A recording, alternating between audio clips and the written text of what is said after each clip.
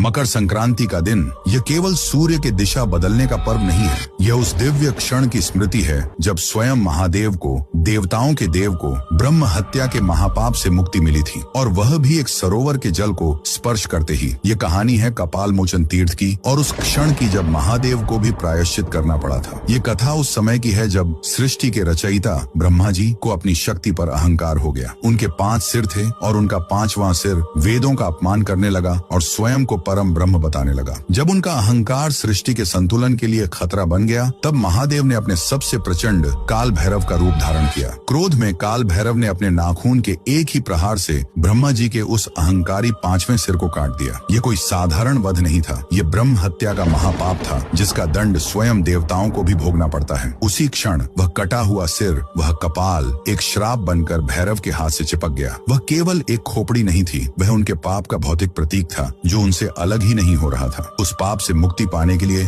महादेव ने एक भिक्षु का रूप धरा और त्रिलोक में भटकने लगे। उन्होंने हर पवित्र नदी में स्नान किया, हर परम तीर्थ में गए, पर वह कपाल, वह पाप का प्रतीक उनके हाथ से अलग नहीं हुआ। युगों तक भटकने के बाद वे अंत में इस स्थान पर पहुंचे। ये मकर संक्रांति का ही दिव्य दिन था जब सूर्य अपनी दिशा बदलते हैं और ब्रह्मांडीय ऊर्जा शुद्धिकरण के लिए सबसे अनुकूल होती है। उस दिन जैसे ही महादेव ने इस सरोवर के जल को स्पर्श किया, एक चमत्कार हुआ। वह कपाल जो युगों से उनके हाथ से चिपका था, अपने आप छूटकर जल में गिर गया और भस्म हो गया। उसी क्षण उन्हें ब्रह्म हत्या के पाप से मोचन मिला और यह स्थान कपाल मोचन कहलाया। यह पवित्र तीर्थ आज हरियाणा के यमुनानगर जिले में स्थित है। ये लीला संसार को यह सिखाने के लिए थी कि धर्म और कर्म का विधान इतना अटल है कि जब स्वयं महादेव भी उसे भंग करते हैं तो उन्हें भी उसका प्रायश्चित करना पड़ता है। कोई भी कर्म के नियम से परे नहीं है। उस महादेव के सम्मान में जिन्होंने धर्म का मान रखने के लिए स्वयं प्रायश्चित किया, कमेंट्स में हर हर महादेव अवश्य लिखें।